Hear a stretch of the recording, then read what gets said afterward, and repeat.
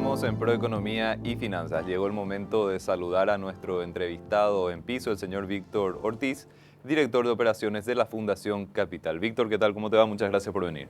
No, muchísimas gracias a ustedes por tenernos a nosotros acá hablando de los proyectos que estamos desarrollando. Víctor, en primer término, presentaron recientemente un proyecto junto al Ministerio de la Niñez. Si nos podés comentar sobre qué trata.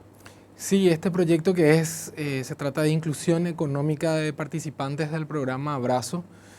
Justamente trata de fortalecer el programa que tiene el Ministerio, sobre todo basados en lo que tiene que ver con el fortalecimiento de habilidades de las participantes, habilidades para la vida, temas de educación financiera, emprendedurismo y también la inclusión o el desarrollo de grupos de ahorro entre las participantes.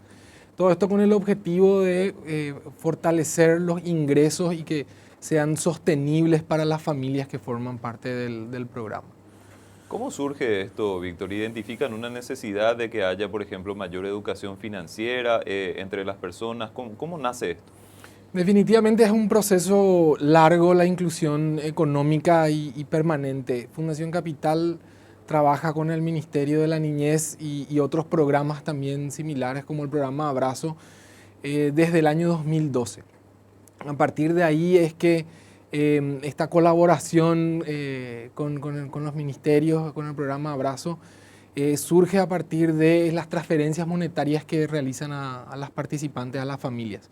El ministerio busca proteger a los niños, niñas y adolescentes de trabajo infantil y para eso es muy importante que las familias, sobre todo las mamás, estén fortalecidas, ¿verdad?, en todo lo que tiene que ver con ingresos económicos y la sostenibilidad de esos ingresos. Por eso el programa hace transferencias monetarias para asegurar ciertos aspectos básicos de la vida de las familias.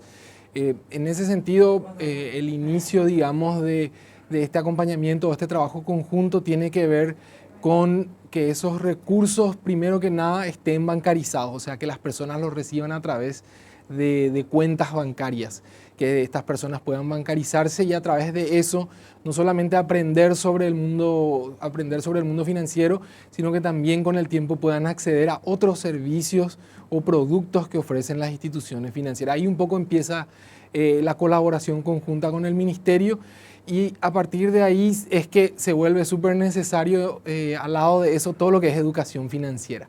Y empieza un proceso, un trabajo, ¿verdad?, de trabajar con las guías familiares que están permanentemente con las familias, generando materiales y capacitaciones que tienen que ver con eso.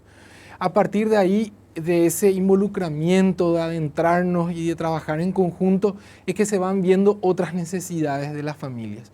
Y empieza la visión y la preocupación y el trabajo en qué otras habilidades deberíamos fortalecer para que sean sostenibles esos activos que tienen las familias y que puedan ir creciendo y sean sostenibles. Y ahí entonces empezamos a hablar de habilidades para la vida, de mantener todo lo que tiene que ver con educación financiera, fortalecer el emprendedurismo de las personas, que puedan acceder a servicios financieros como créditos, por ejemplo, ¿verdad?, que antes no eran sujetos de crédito. Y entonces se van generando como una serie de trabajos en territorio.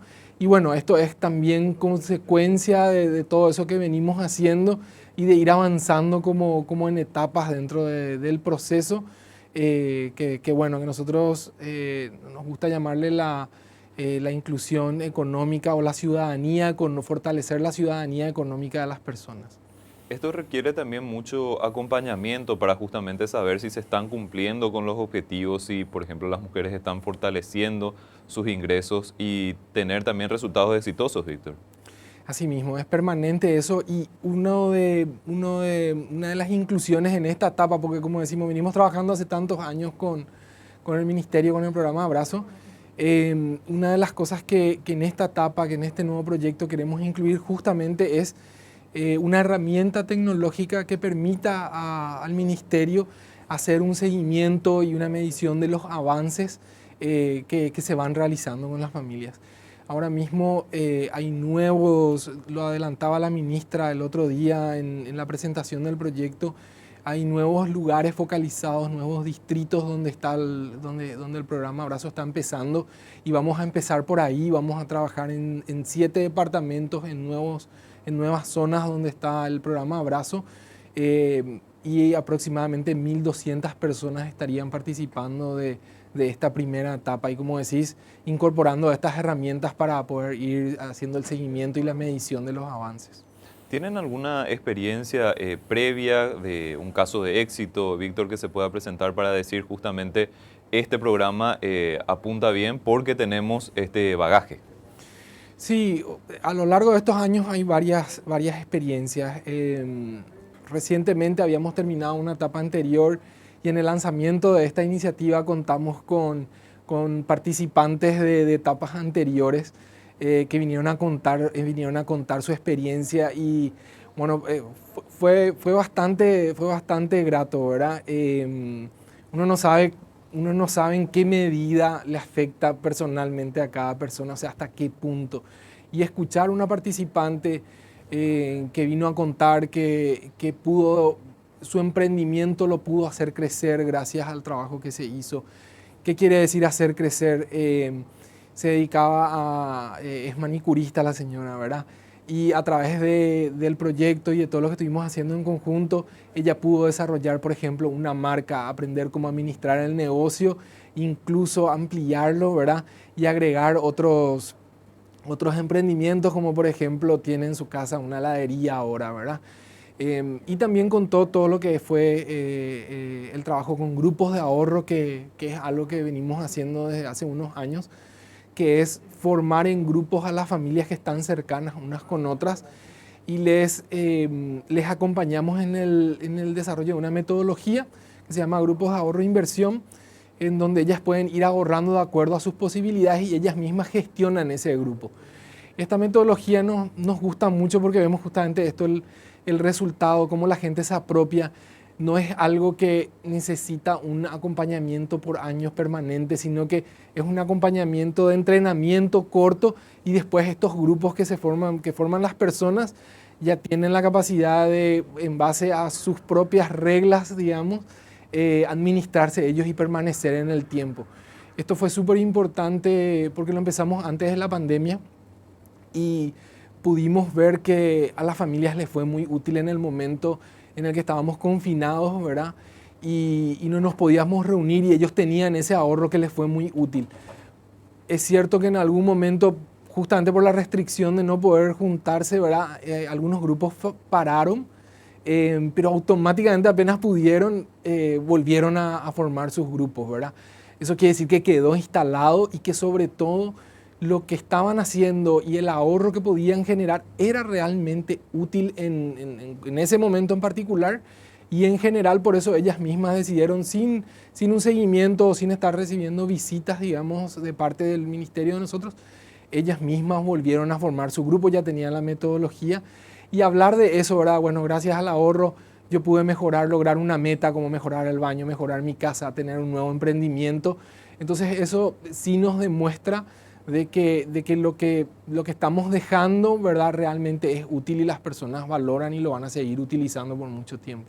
Me parece sumamente meritorio, Víctor, teniendo en cuenta de que ustedes trabajan en su gran mayoría con gente de estratos vulnerables, gente que de repente no tuvo la oportunidad de formarse en cuanto a educación financiera, a comprender correctamente cómo funcionan ciertos productos financieros, y esto los limita mucho. Que la fundación tenga este trabajo los ayuda muchísimo en su situación económica.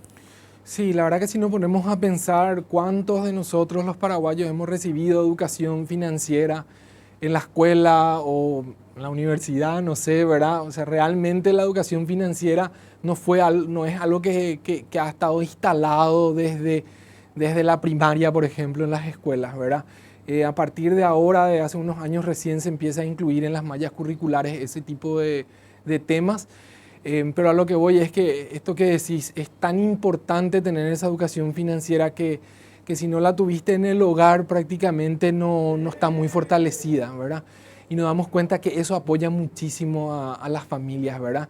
Y a veces incluso hemos visto que es casi un tabú hablar de dinero, ¿verdad? Hoy ya no lo es, ¿verdad? Pero es importante hablar sobre el dinero, cómo se maneja el dinero, cómo manejar un pequeño emprendimiento, cómo ahorrar. La base de Fundación Capital es, en primer lugar, hablar de cómo ahorrar, ¿verdad? De cómo hacer sostenible nuestros ahorros. Y muchas veces cuando iniciamos un proceso hace 10 años, ¿verdad? De este tipo, de hablar de ahorro con familias, como vos estás diciendo, que están en situación de pobreza, la primera reacción es, pero ¿qué voy a ahorrar si yo no genero ingresos, ¿verdad? Y ir viendo esas transformaciones, digamos, que a partir de está bien, tal vez tengo poco, ¿verdad? Pero igual hay formas de poder ahorrar y de poder crecer. Sí, es satisfactorio y nos impulsa siempre a seguir. Y bueno, como te comentaba, más de 10 años ya trabajando en conjunto con diferentes programas.